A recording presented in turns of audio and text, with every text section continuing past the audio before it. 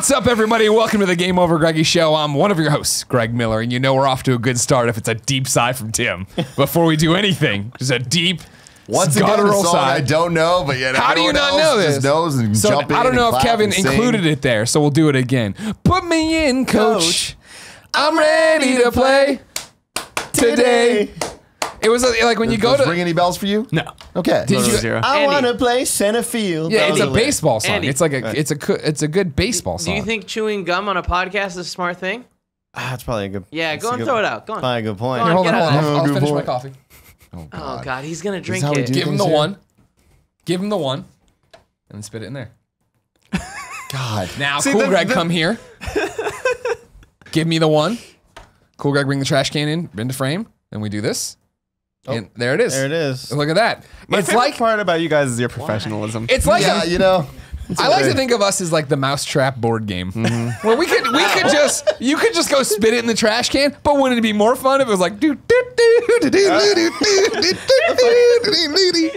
know what I mean? Sure, I guess so. I guess so. So that song is when you go to baseball games, Right. With your pops and your mas, Yeah.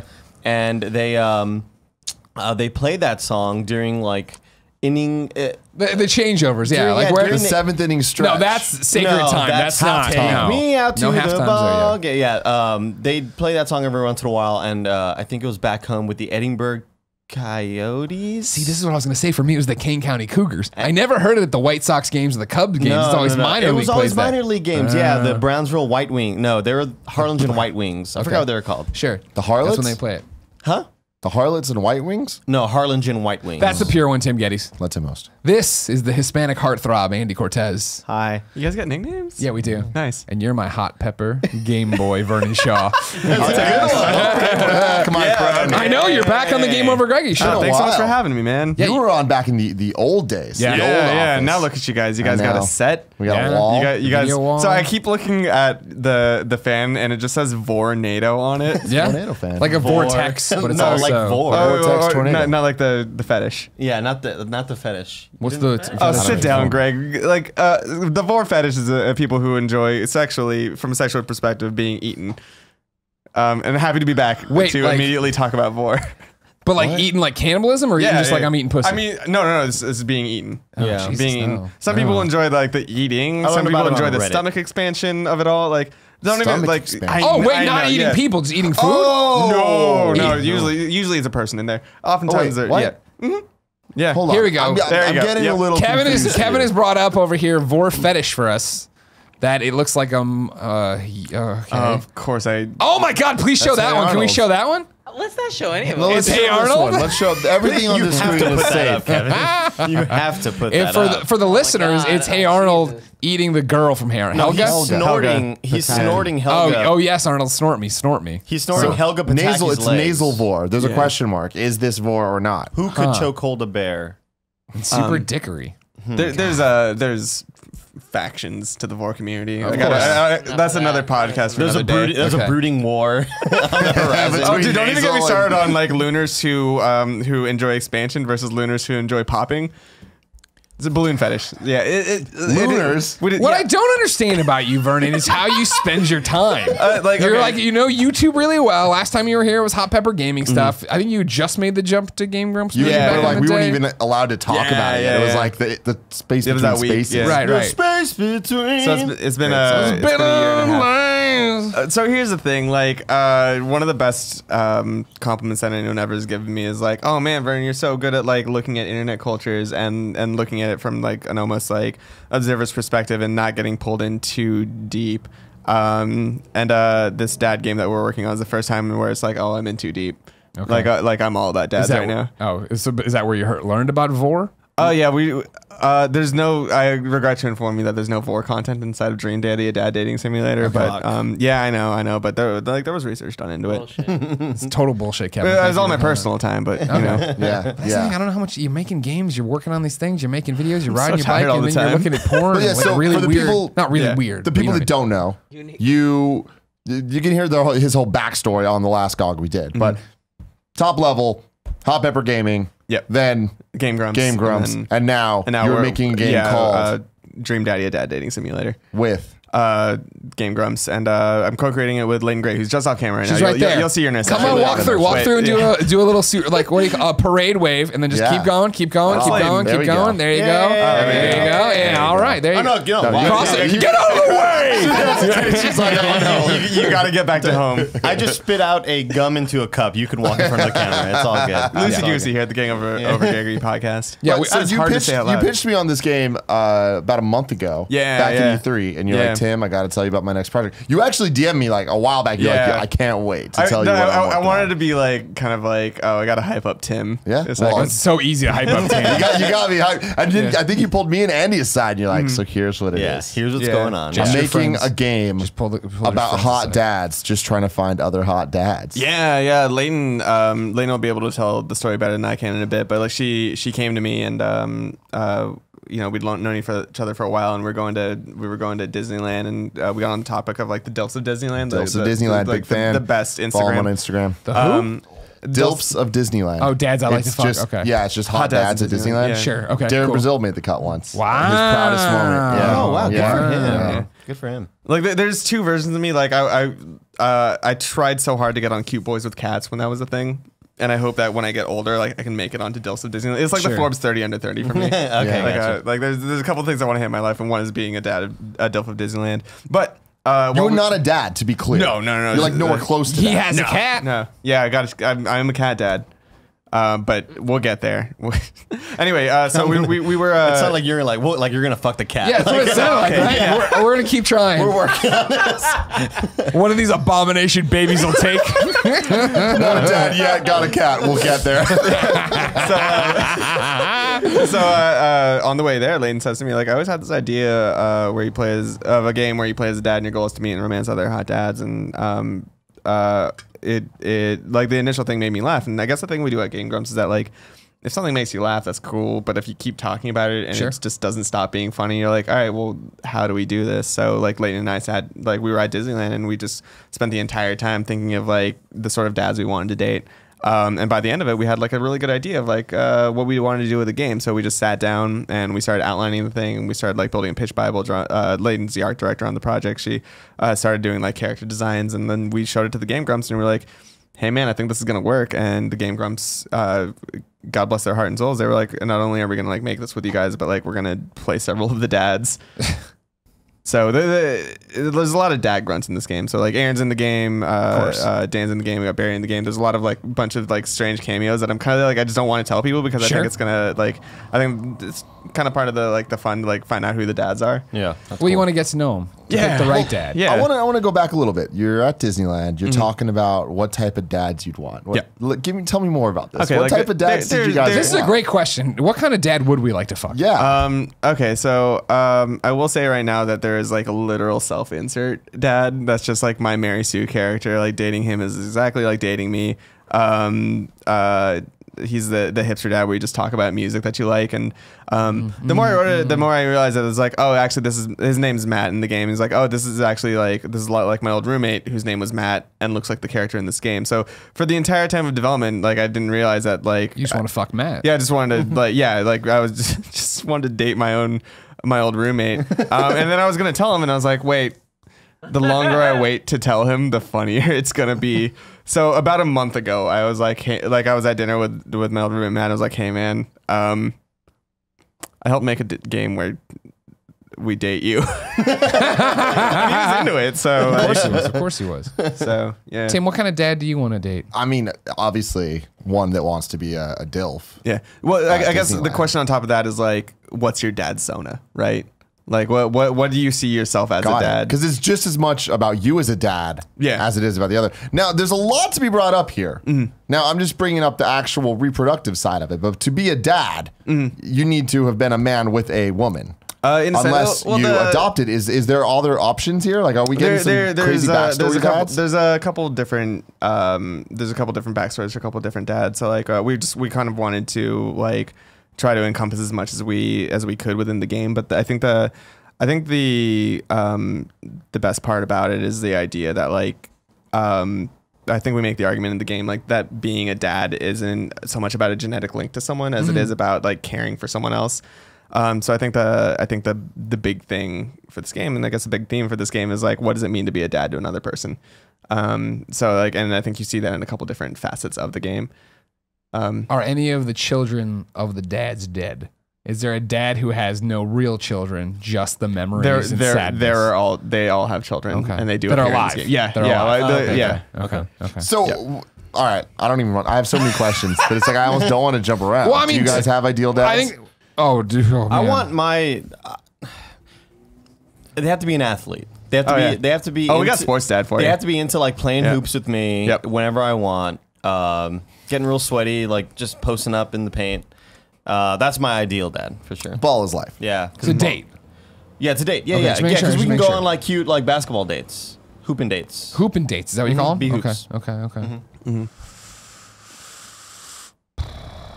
I mean, I hate to say this more than anything in my goddamn life, but I just know it to be true. You want to date Greg? It's Kevin. God, why did I why did you have to say it that Kevin, way? you got some paternal qualities. Yeah, too. that's the thing. Is just I just need someone to take care of me. There's no one that's taking care of me in my life more than Okay. Kevin. You're Okay. phrasing You know? it so you could phrase it better. Nah. He wants to fuck Nah. Kevin. Tim No, wants that's to the fuck Kevin. thing. The fucking is the one part that worries me. Sure. But that's what true love's about. You know what I mean? Sure. It's like it's a little below surface level. You got to get in there. God, you got to get in You there gotta with get Kevin. deep below the Yeah. surface. Yeah. Yeah. I want a dad who owns a comic shop. That's who I'll date. Comic shop owning dad, small business owner dad. You know what I mean? Small Yeah, it's business. also- We Owner could, type, we could yeah. go back to Jim. Are we selling coffee there? Can he help me? Can he help me with the library idea? I have this whole library idea for a comic shop, but it's not well thought out. That's the big problem I have. Vernon, what I think is interesting to bring up for this, because we're taking it into the weird, I'm bringing up the dead children and things to this effect. Yeah, no, I walked into this knowing that it was going to get strange. Like I've been on your show before. Your game is serious, yes? It's a comedy. It's a comedy, but like I think. But you're taking this. There's a heart to it. Yeah. You know, like without spoiling too much, I think the cool thing about like the internet is like it's kind of impossible to tell a sincere story, to be like, hey, like this is a serious story. And I think that everything that we enjoy online is like this relationship of like sincerity wrapped in cynicism, where it's like, look at this dumb thing, but the more you look at the dumb thing, the more the more serious it gets, or like the deeper the box it's put in. Right. So like I think that when Leighton and I co-wrote this entire thing, we always kept that in mind of like, like when you look at it at first blush, it's sort of a silly premise, but like the more you get into it and the more we wrote it and the more we hope people play it, the more they'll see an emotional core to the idea of like what it means to like be a dad to someone else. So the game is a dating simulator. Yeah. Which, you know, I'm a gamer. I don't know exactly what a dating simulator game is. Oh, what is buddy. the gameplay of that? You didn't play No Hat Up Full Boyfriend? I did not. You don't want to date no pigeons? No, no. So can you give the pitch on what the actual game is? Yeah. So dating simulators, taking it all the way back, is like this phenomenon that started in Japan of they're called otome games, and they're a lot like choose your own adventure novels that like takes stats into play. So it's like a visual novel. Yeah. So School days. Yeah. What was important to us was that there were a lot of choices in the game, and the choices you make affect how the dads feel about you, and sort of like the sort of like story path or the comedy you see in the game is dependent upon like how you react to things. So like we have this whole list of like Dungeons and Dragons style stats, like how Dungeons and Dragons has like intelligence and wisdom and dexterity. In this game, it's like dad joke and cool. So the answers you make like they go into like the dad stats. So and like certain dads appreciate different dad stats. Very cool. Dad stats. Yeah. Have you played Emily is Away? No. Have you heard of Emily is Away? Yes, but I have not seen any gameplay of Emily is Away. Okay. Oh, thanks for watching our 'Cause I content. feel man. like Real- Emily is real great Away. having you on the show. It's kind of like a dating simulator.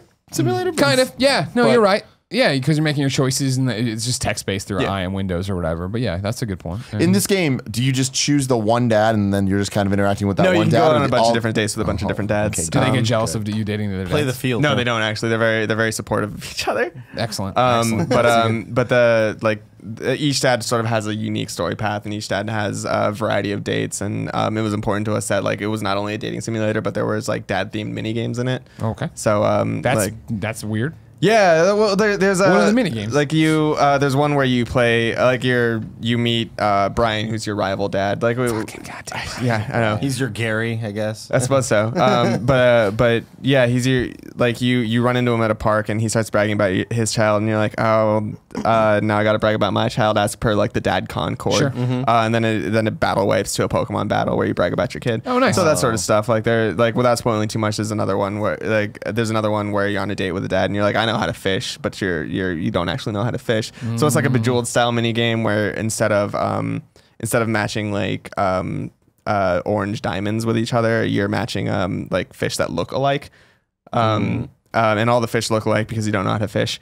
It's just like it's just a really like a system of really just complicated dad jokes. It's similar. It sounds like it's similar to Night in the Woods, where very much so. Yeah. Where it's it's not a side scroller, right? No. It's sort of like traditional visual novel, but like the idea of like making choices in dialogue options. Tons of conversation, and every once in a while it's a Guitar Hero style minigame or absolutely. a whatever shooting style minigame, and it pops up once and it goes away. Is that sort of but they're like it was important to us that every one of those minigames hopefully is like a gag or like a funny dad joke that you can enjoy. That's cool. I like that. So now that you're dads, then how do you know you're nailing this? Wait, what do you mean? How do you? Like, how do you know, like, what does it mean to be a dad? Like, I feel like you're lacking the perspective of the dad. Oh, yeah. It was, we did a lot of exploring in terms of, like, storytelling for this one. You got a lot of consultants. Yeah. We talked to a lot of dads. I work with a dad. He's, like, Brian Wecht. Ninja Brian. Oh, is that how you pronounce his last name? Wecht, yeah. I never knew how. Yeah. I was just assumed it was that. Wait, actually, can I bring Leighton on? I think, yes. I think, because, okay. Leighton's the dad, right? Yeah, absolutely. Okay, let's take my seat later. Really quick to like, I don't know, to preface all of this, like, it's the idea that like, this was a really interesting writing and creativity process because it's sort of the idea of like, there's so many stories that like I personally don't know how to tell just because I haven't lived it. And I think a lot of the creativity, like the creation of this game was like trusting someone to know something that I didn't know. So, partnering up with Leighton here to write the entire thing and to like sort of conceptualize the entire story. Like I don't know, man, like fuck, Leighton, you can talk. Leighton's the future. She's got this. So yeah, like neither of us are dads and neither of us are gay men. Do I need to be closer to this? Yeah, that's why Kevin actually woke up and did something. I'll just get right on it. Have some fun, Kevin. So like I'm pansexual and like I am really tired of the same narratives about LGBT communities like over and over, just like we're like, here's a cool character and now they're dead, or like this one side character shows up for 5 minutes and like, oh, but they're gay. And inclusion. I'm just like, like I'm really so tired of us like begging for scraps essentially. So it was really important to me that we got this game right, and so we consulted with a lot of different people and dads, like actual men who love men. Like it was really important to us that we got this right. Like it's a silly game, but obviously it's something that needs to be approached with a lot of sensitivity and a lot of care. And I really want this to be a lighthearted fun. Like we just have so like little like silly queer media. And I think that after all of this, like we deserve to have something like fun and funny that makes you laugh and that also is like a sweet love story. So yeah.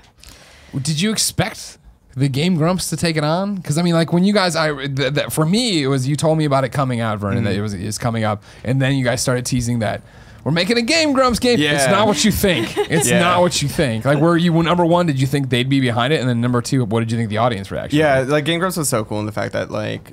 I don't know, man, like it's such a creative collective there, and there's a lot of like believing in each other and like trusting each other to know what each other's doing and like supporting each other's works, and everybody's doing something there. Like where Aaron and Dad have Starbomb with Brian, and like and Dan and Brian have Ninja Sex Party, and then there's the Game Grumps Live stuff we're doing, and then Ross is working on a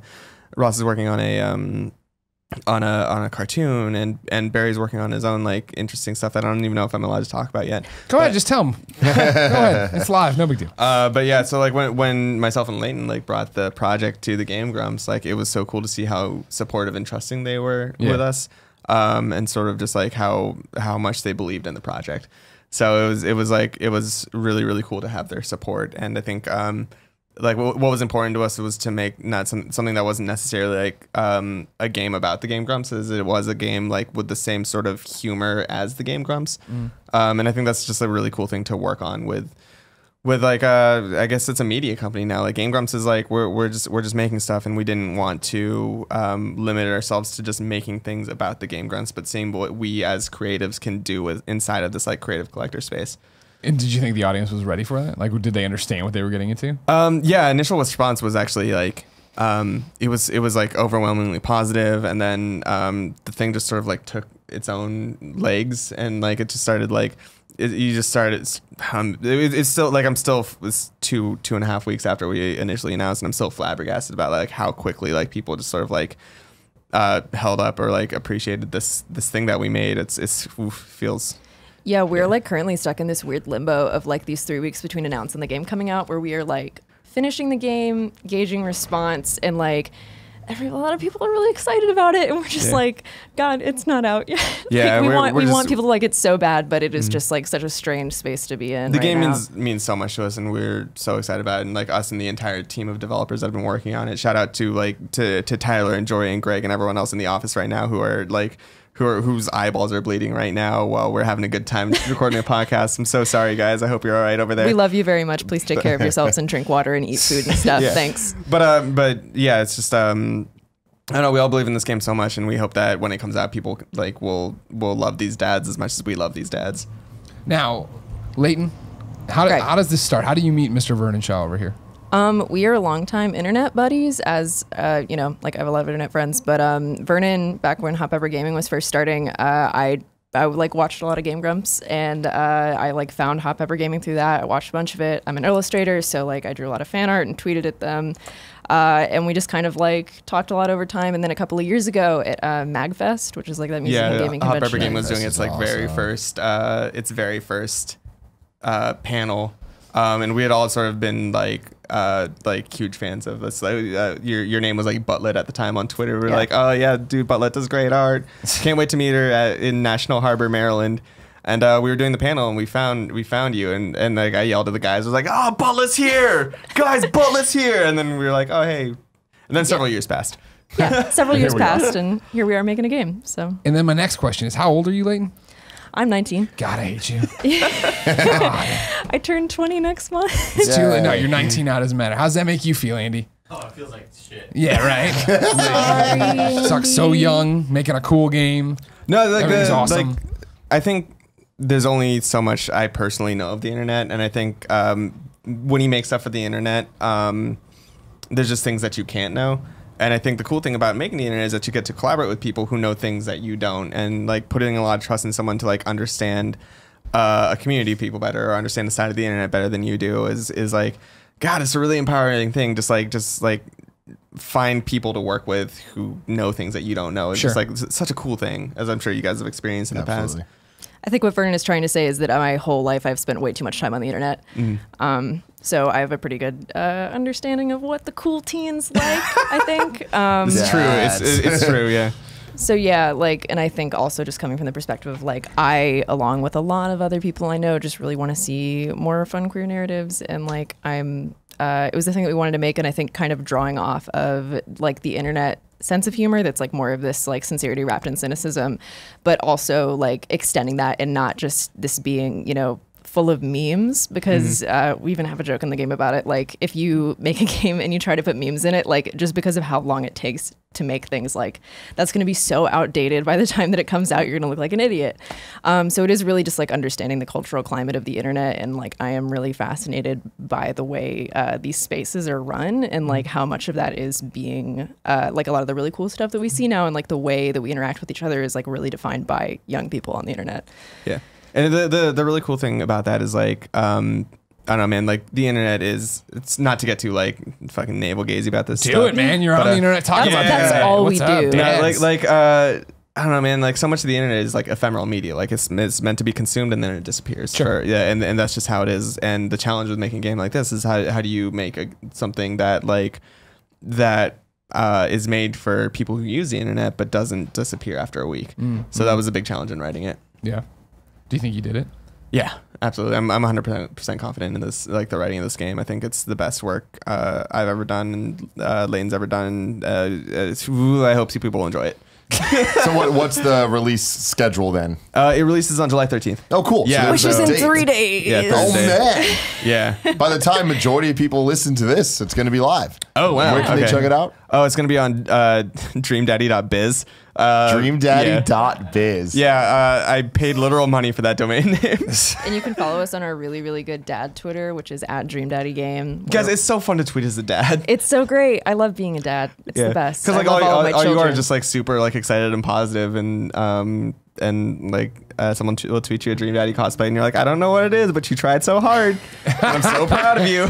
We got to meet cosplayers at AX, and like there were two messed me creds, up, and they picked Vernon up, and Vernon won't stop yelling at the cosplayers like, "You came from my brain!" Like that's a weird thing. It's an old Patton Oswalt gag, but yes, like shaking a cosplayer and saying "You came from my brain" was not something that I thought I wanted to do with my life, but now that I have it, I'm so happy. You're happy. Have you been surprised by how people came to it in Flocks, and you talk about how it was positive? Were you expecting it to be negative? Because I mean, you are like, hey, video game world that's already like touchy. It's I don't know, like you. I think it's hard for any creator, right? Like making something and putting something that means so much to you and hoping that it means so much to other people. And like Lane, like the day before announced, like we were just both going crazy. We were on Skype because I was back home in North Carolina, and we were just on all night. Like, oh my God, here's all the worst things that could happen when this gets announced. Nobody's gonna play it, and everyone's gonna hate us. And we were like stress watching like episodes of The Office and 30 Rock, just like kind of paying attention, but mostly just freaking out. And then the moment that trailer went live and we saw the comments rolling in, like it was a really stressful day. But like we did a lot of math on this. Like there was a lot of intentionality put into how like we were going to market this and like what all of the little shareable hooks are. And I feel like an asshole saying that stuff, but we did. And like we knew that like some people were going to like it. We were not expecting this at all. Yeah, that so many people would like it. Yeah, we were getting like I just get like new fan art tweeted at me like every couple of minutes, which is crying the bonkers. whole time. Like, yeah, lots of crying, heavy crying. But it's amazing, and like I would never have expected it. And like just that there were cosplays within hours, and then there was like porn within more hours. Hell yeah! Wait, no, porn came before cosplays. All right, porn always comes I first. checked. Yeah.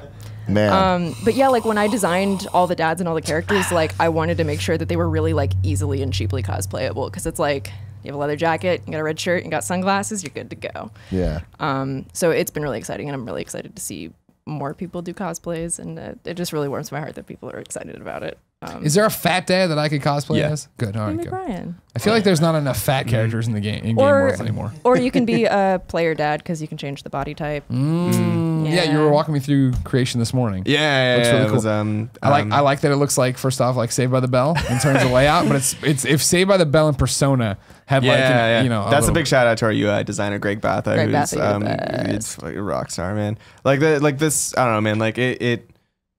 I don't ever want to like look at this game as like a solo experience. Like I don't ever want it to seem like the Vernon Shaw show, even just the Vernon Shaw Leighton Gray show, because like there's so many people who held this project up and who sort of like helped carry the torch or helped push this thing forward. And like Game Grumps were the initial ones to say like, hey, let's actually go and do this. And then you know, like we brought on the game director Tyler Hutchinson, and then he brought on Jory Griffiths, who was the junior developer, and then we had this like entire army of amazing art. Like, so a fun fact, like when you pitch like, hey, like we want you to draw hot dads, you got a lot of people wanting to do art for you, which was very, very nice. Yeah, we got so many cool people. Amazing, because like I was just like, okay, cool, are all my favorite artists, great, draw dads please. And like I want to give a really big shout out to like the Shannon Pei, who's at Epsy on Twitter. She is the most amazing artist. She did all of the character art for the dads that you can see in the game, and she killed it as usual. So like please give her a follow. She is an incredible illustrator, and I will like sing her praises forever because she's like the very best. So this game, how long are we looking at? Like, what does a playthrough look like? Is there an actual ending to it? Do you see people replaying as different dads? Yeah. So there's multiple endings. If you're romancing one dad, like start to finish, it should be about 2.5 hours. Then there's 7 dads, and multiple different endings per dad. And also depends on how fast you read or how fast you play the mini games. It was sort of like you know, like living in the Let's Play world and doing Hot Pepper Gaming, working with Game Grumps. Like it was important that this was a game that people could share with people, like that people could play on a live stream and have a good time with, and like find different jokes about, and like discover little secrets. And there's dad death states, just so you know. I just wanted to, oh my god, yeah. So have fun finding those. You really fought for those. Yeah, I really fought for those. Can every dad die? Lots of discussions about that. No, and it's you. Like we wanted to put on some like some, what is it? King's Quest style, like okay. Yeah. couple of those. So Love it. sorry, like if you get mad, that one's on me. I will take full credit for that.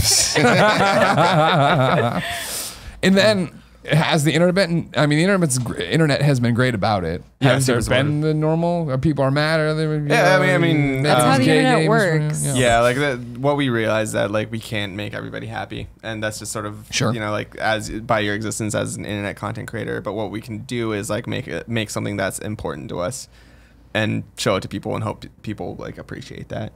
So while we can't please everyone with this game, or while we maybe didn't get it exactly right in everything that we did, I really stand by this creation and I believe in it so much. Yeah, and like honestly, there's no such thing as perfect representation. No matter how hard you try, like you can go in with the best intentions and you can still slip up because we're people and people make mistakes, and that doesn't mean that you should stop creating, and like you just need to keep like learning and growing as a person and trying harder and making things that reflect that. Yeah, we're gonna make this game and then we're gonna learn from it, and then hopefully if enough people like this game, we can make the next one. Yeah. When you put on Dream beta? dads go to Disneyland. I've been sending some emails, man. When you do it, make sure there's a platinum. They'll tell you no, but you have to tell them no, we want it. And they'll do it. Sorry, what's the platinum? It's a trophy. It's very important to folks like me. I'll do your trophy list for you. I'll take that off. Yeah, I hope you. I'll play extensively this PC version only for you, only for Thank this. you. Thank you. Because you know I wouldn't touch one of these things unless I'm doing my taxes otherwise.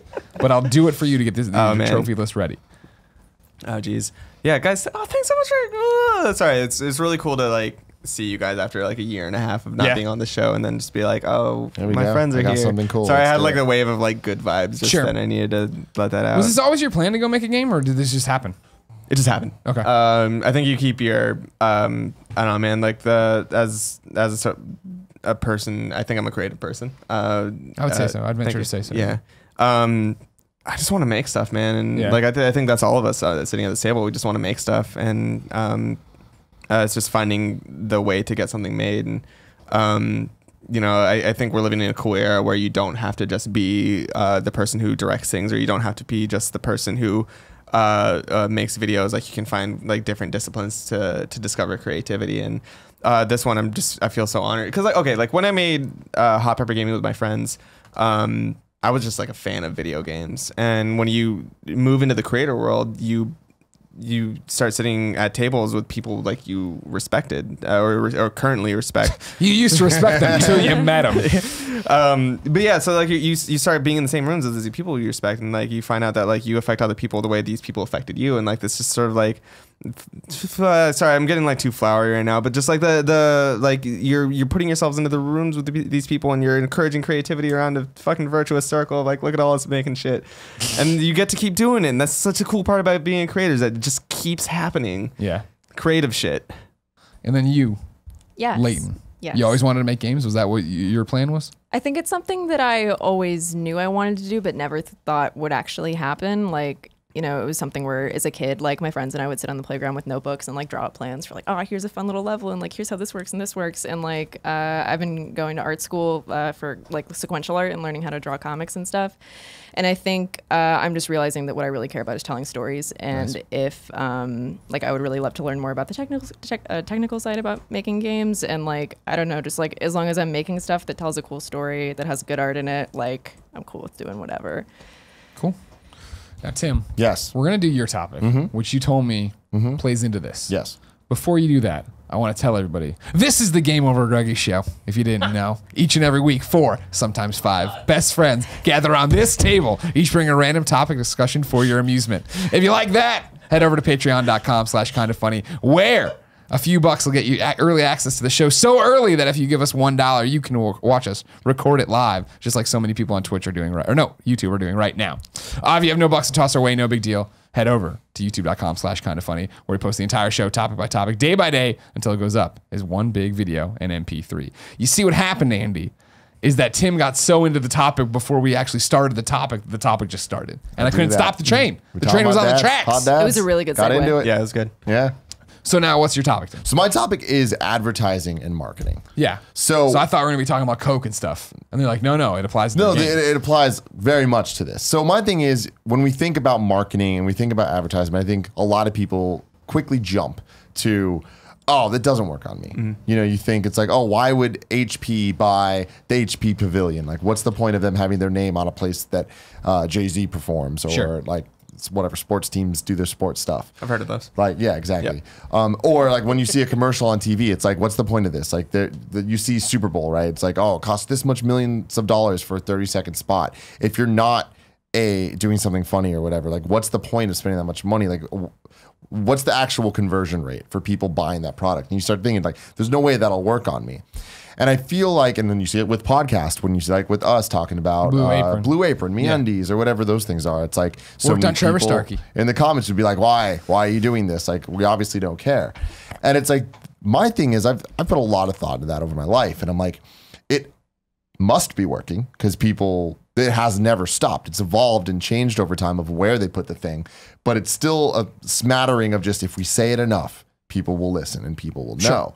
And I've started to think, I'm like, well, HP, having the HP Pavilion, when I think of HP, I think they're a big deal, right? I think that alone adds a sense of value to them, where you're like, when you're thinking about computers and you hear, oh, HP versus something else, you're like, oh, well, HP, I at least know them, right? Yeah, it's brand recognition. Brand recognition. And then when you go further than that, when you go to the Blue Aprons or whatever, it becomes more of like, all right, if one person does, and they're like, oh, I actually really like this, I use this, they tell someone else, and it kind of goes from there.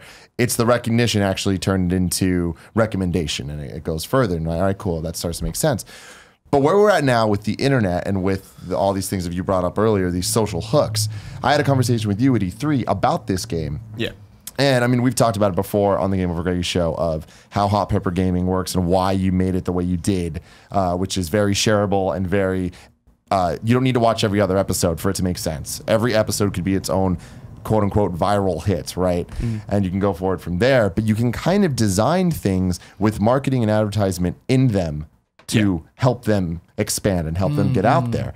And what I'm so impressed by with the Dream Daddy dad dating simulator, is that it made it everywhere, right? You didn't need to pay for advertisement anywhere. You obviously are coming on your friends' shows to talk about stuff that put in front of our followers or whatever. You have the Game Grumps tweeting about it and all of the Rooster Teeth people tweeting about it and stuff. And obviously it reaches a point where it's just a lot of people talking and it's people aren't listening because of retweets.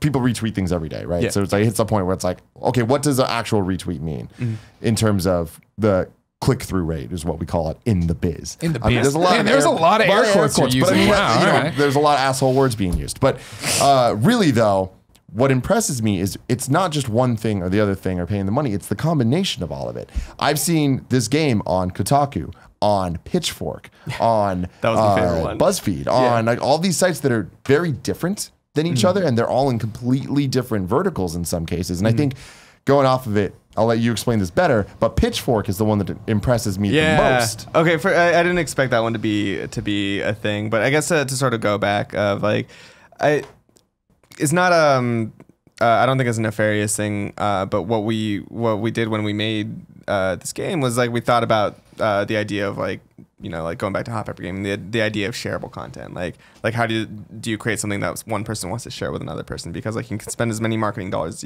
as you want on certain things, but at the end of the day, like if someone doesn't see that and share it with someone else, like you're kind of like dead in your tracks. What was the point of it? Yeah. So like you know, like even like from day one of Dream Daddy, a dad dating simulator, like we saw like ways to sort of compress the idea. Like the more you can compress an idea, the further it will travel online. So like even in the title of Dream Daddy, a dad dating simulator, the acronym is DDADDS dads, which is just a dad joke in itself.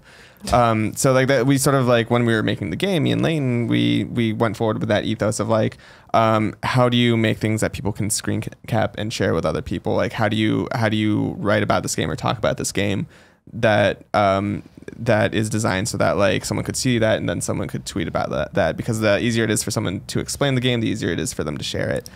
And like, I think what's important there is that it's a lot of stuff that is organically shareable, as opposed to, you know, you see a trailer for a movie and it's like, come see this movie, it's the best. But if your friend comes to you and is like, hey, I saw this movie and it was awesome, like you're going to trust your friend on that, like more than you would trust anyone who's like directly trying to market to you. And so it was a lot of like seeding things into this game that we know that people will want to share with their friends, and that hit a lot of different like interests and senses of humor. And like, it's been really interesting to read replies to, you know, the announced tweets and stuff, because people just like tag their friends and are like, this is so you, which I think is really, really interesting. And also just like the elevator pitch for this game, super short. It's one you sentence. play as a dad and your goal is to meet and romance other dads. Like, that's super shareable. It's exactly what it says on the tin, and it's, you know, that sets up an expectation of what do you think it might be, and then I hope that when people play it, they'll see that, you know, I want to go on saying saying this, that like the stuff, like people haven't downloaded this game yet, and like all we're talking about right now is math, but I think we did, like, I think what we've done so far, like, I think that's like sort of like proof in the model, I suppose.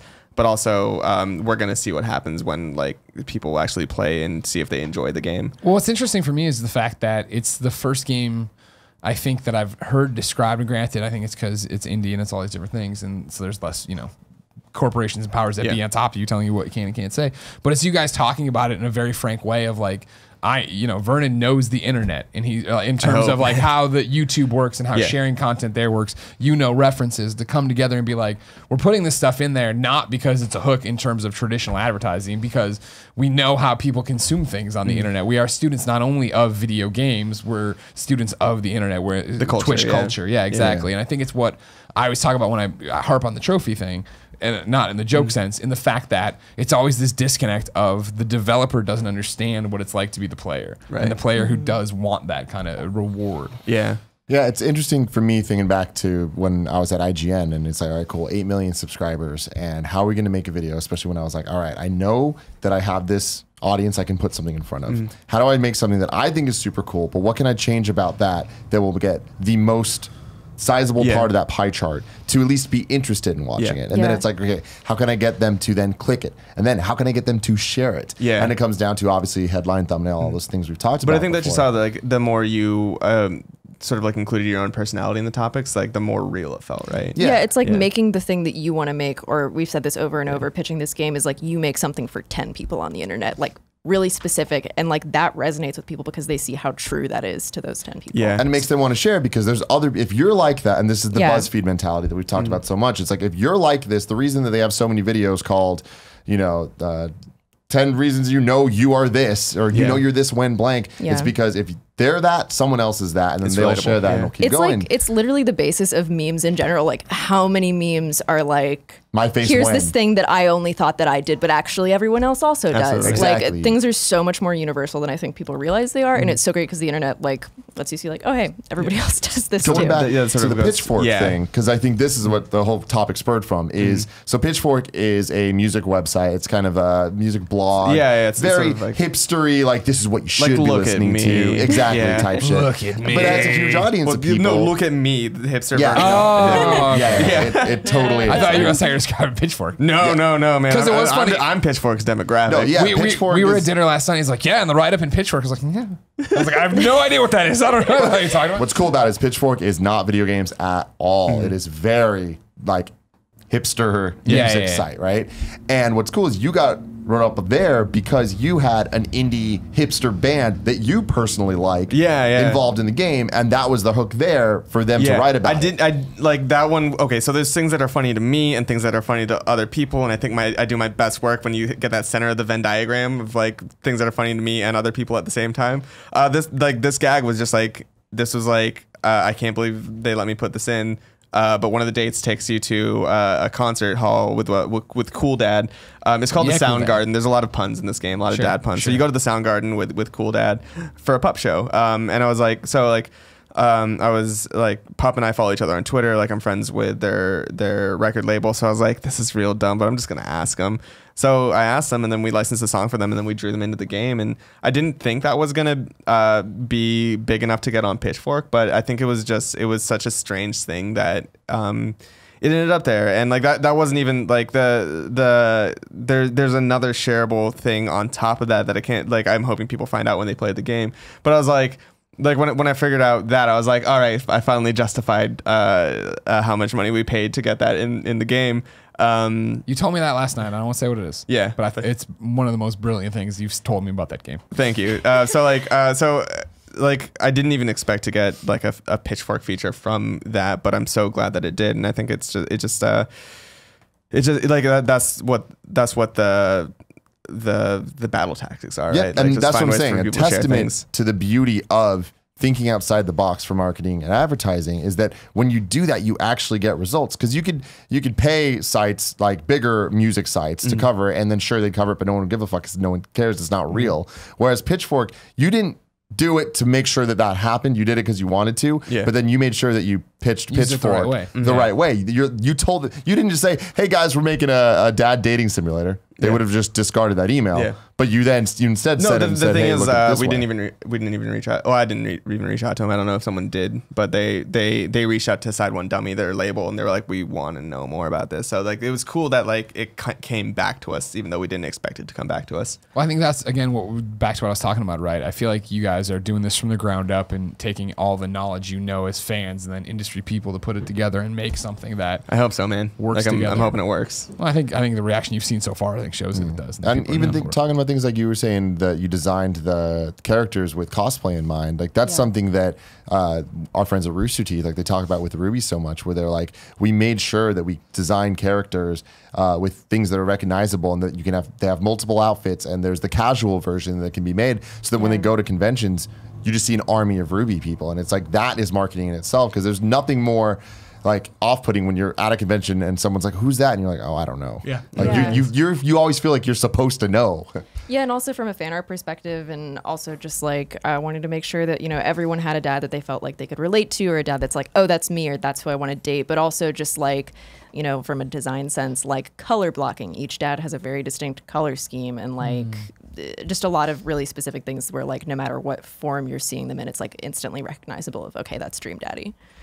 I feel like this has got to be, I know we throw it around a lot, but like how you make an independent game in 2017, right? Of like, you can't just put something out and then expect it to get found anymore because there's so much stuff happening. Yeah. And you also can't not think about the factors. Sorry, I keep forgetting parts of this conversation, but I was so impressed by it because, so the Pitchfork thing, you ask the band to be in the game, they are and whatever, but then you also are like, but wait, if we have licensed music in the game, that's going to cause problems for Twitch streamers. I can't talk about that one just yet. That's I want people to find out about that one. Okay. Yeah. Sorry, man. Shut up then. Oh man, it'll hopefully be a good reveal. I know there are like so many other things that I want to talk about that are like very seated, shareable things, and there's so many of them, and we can't talk about any. Yeah. But that's so smart, right? I mean, that's the whole. My point is, you're thinking about it. Yeah. We're so in the weeds with this stuff, but like, it's I think that in this day and age, like the challenge is that like statistically, there have been the most amount of Steam games that exist on Steam were like published in the last year. So you're up against so many things, and right now I think as a creator, and we see this on YouTube as well, is like is not enough just to be good. Like there's just like an ocean of good ideas that nobody has seen because nobody has shared it with anyone else. So I think the challenge is when you're a content creator on the internet or for video games or for music or TV or like whatever, it's about being good and shareable. And I think that's the big challenge of how do you make it those two things. And it's something that is always changing. Like you have to be so up to date on like what is happening on the internet. Like I step away from the internet for 3 days and come back and I'm like, I don't know what's happening anymore. I'm out of the loop. So like putting together a long-term plan of like what works, and especially like, we made this game a year and a half. Most of the work was done in the last like 10 months. I would even go so far as to say is in the last 6 months. And like, it's like I can't even imagine games with a longer development period, trying to stay relevant and on top of things and still be trying to like juke the ephemerality of the internet. Do you see that happening though? I mean, Vernon, you've got such an interesting take because you're a YouTube content creator. You worked in Maker, which the MCN. Of course, you were worrying about analytics, how to advertise all these different things. RIP. And then making video games now. Do you see it being something that'll be like? How eventually every great idea on the indie scene will eventually go up to a AAA. Do you see that being a thing where EA and all these other people are gonna have to start sitting there and actually do this? I think so. I think like you always, the fear is the sameness, right? Like it's like the blue ocean market theory versus the red ocean market theory. Like when you're combating sameness. It's just not something that people can share, and I think you can only exist on IP for so long, or like beloved IP, and like that's always going to be a thing, and there's always going to be a market for that. But like if you're breaking in with a new thing, or if you're trying to make something big that people can share, I mean you're already seeing it now. Like PS4 has a share button. Like screen has like Steam has screen capture right there in it. So does the Switch, right? Which I thought was super crazy the first time. There's a dedicated button to it right now. So I think even AAAs are seeing like the fact that like these games live or die by people talking about them, and it's not just about whether you have a good experience sitting down on the couch and playing a game, but whether or not you're having a good experience sharing your own experience with those people that you like, those people in the same community as you. So do you think it's similar to the way of, I always talk about it, you know, it's always interesting, this generation who are making video games now, who grew up with Mario, right? Yeah. And so then their games are so drastically different in their own personal experiences, all these different gameplay, and to think about the people who are going to consume you know, Neil Druckmann plays NES and makes Last of Us. Somebody's consuming The Last of Us right now and is going to make X. Do you see that being the same way in terms of advertising and marketing games? Do you think there's the people who are growing up right now who are going to go into advertising marketing and then try to go in and then be like, I represent Coke, Pepsi, whoever, and I want to put that into this and have a reference in this game? Yeah.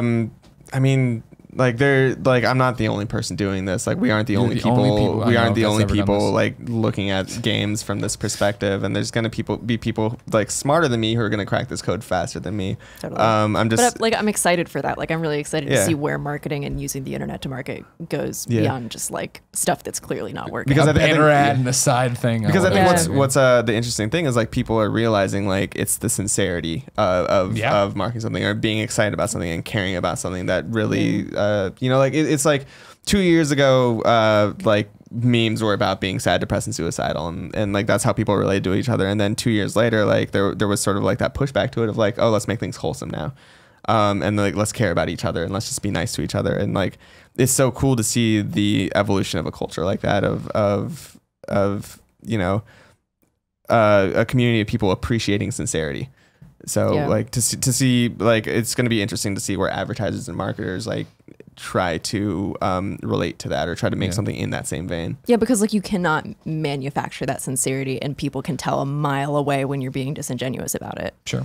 But I mean, Tim, as somebody else who's been on the internet forever and consumer forever, do you see brands being able to do that? Because what about being sincere with marketing and advertising and doing all these different things? There's such a fine line that is Dream Daddy, and then on the other side, the Kylie Jenner giving a protest person a Pepsi. I just think there needs to be someone that cares, because the moment that there is a person within that corporations are the big evil corporations until it's like, no, this is someone that genuinely cares and actually wants to be this. Going back to me at IGN. IGN is this big corporation, me wanting to make something different and thinking that way. I think that's all it takes. I feel like the Kylie Jenner thing is an example of traditional marketing teams, right? Not an actual like trying to get into things in a different way. And I know that if you're talking about, I feel like nowadays Coke would be potentially involved in indie games in a much more meaningful way than Pizza Hut was in Crazy Taxi. Nice. Yeah. Great game. KFC. Great. Fantastic. Yeah. I got a question for you guys. So what was the strategy behind, let me start that sentence again. Whenever I put something out, I try my best to make it as easy for the consumer as possible, like you were saying, of the dumbing it down to just the simplest thing. But I like saying, here's the thing, click here to do it. Yeah. So it's one message. What was the strategy of announcing the game and then having it come out later? Like, just why not stressed? Why not do that at the same time? To stress us out the most, I think.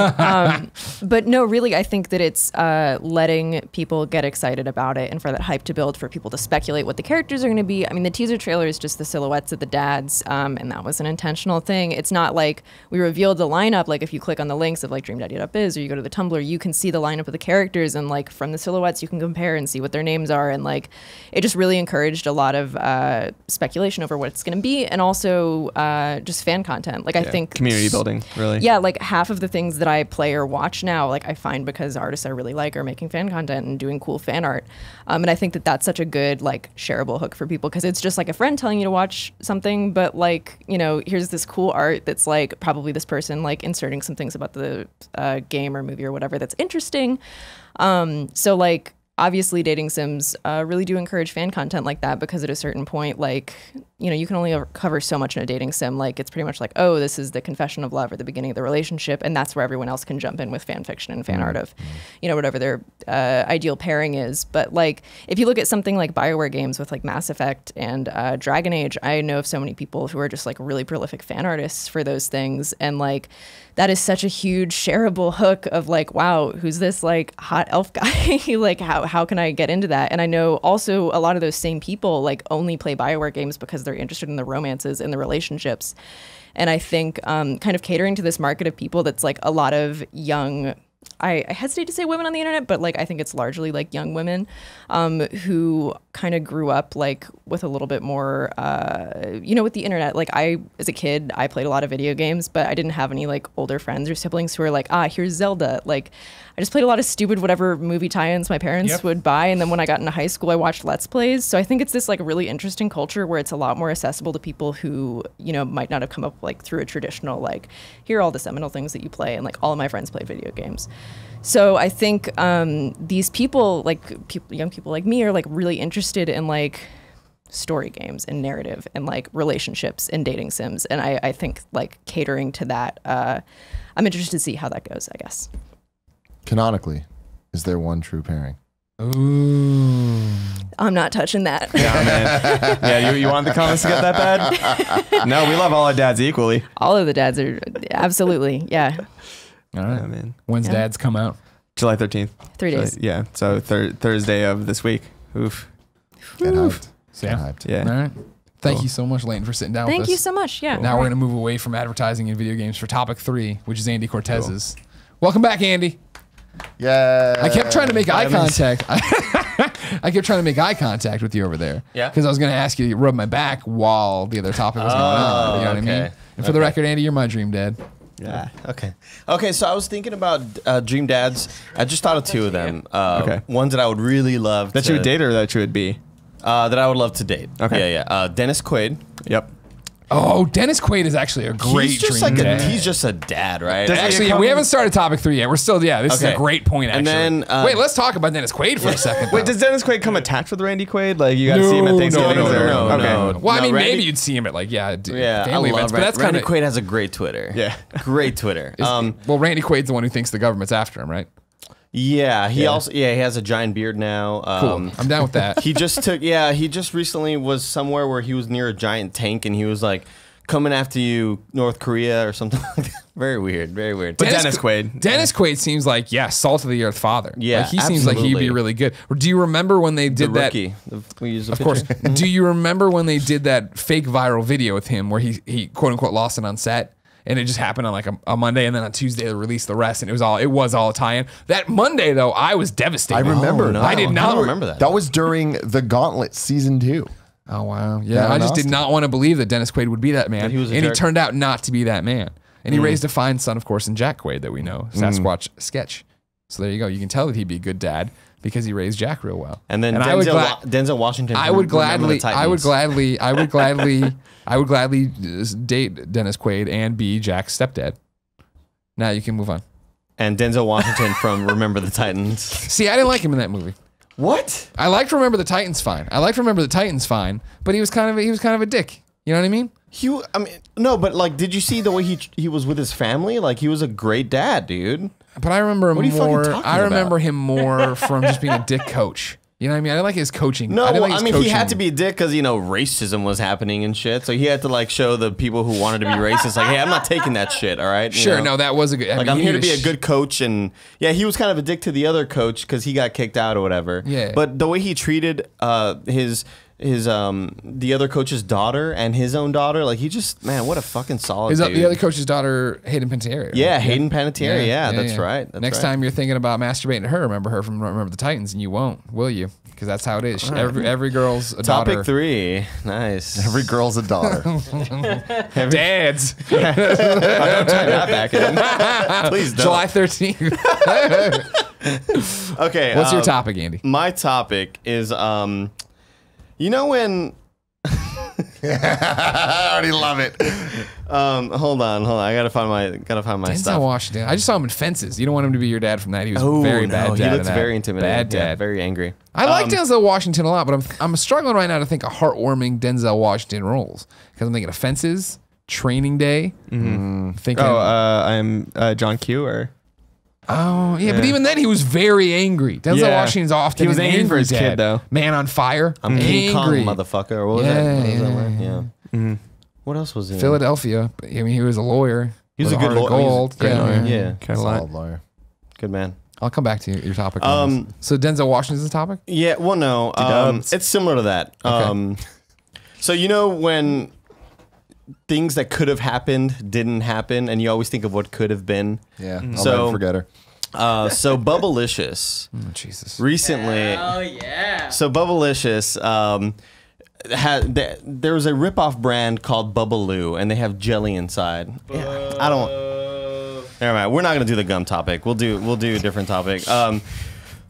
Movies where actors turn down roles, and you think about what could have been, right? So some notable ones. Really interesting for Pulp Fiction, where they wanted Michael Madsen to play Vincent Vega, right? But Travolta took it instead. But he couldn't end up doing it, so they were like, Travolta, damn it. a strong second chance or a strong second option, right? And that put his career back on track. Yeah, absolutely. Yeah, absolutely. Then we got but Broken Arrow. One you all probably didn't know. This one is really, really interesting. The way you're delivering it is like you're going into an Andy joke, but I know this is serious. Like this is your real topic. It's very, very serious. Bad Boys. The original options for Bad Boys were Dana Carvey and John Lovitz. Whoa. Yeah. Instead of Will Smith that didn't happen. I don't like that one. So Yeah, I don't like before that. Michael Bay decided that he wanted to make a movie that people would actually want to go see, Bad Boys was intended as a vehicle for comedy actors Dana Carvey and John Lovitz, both of whom were renowned for their work on NBC's Saturday Night Live. At this point in time, the movie was called Bulletproof Hearts. Oh, I thought it was just gonna be Bad Boys, but with an S instead of a Z. Less ethnic, yeah. The movie was called Bulletproof Hearts because for some reason they really, really, really didn't want to make money at the box office. Except somebody decided that Bad Boys shouldn't star Carvey and Lovitz at all, and Will Smith and Martin Lawrence, the notable characters, were cast as buddy cops Mike and Marcus, respectively, transforming the series into a far hipper, more crass and violent venture than first intended. So I guess it was going to be more like... High School High. Yeah.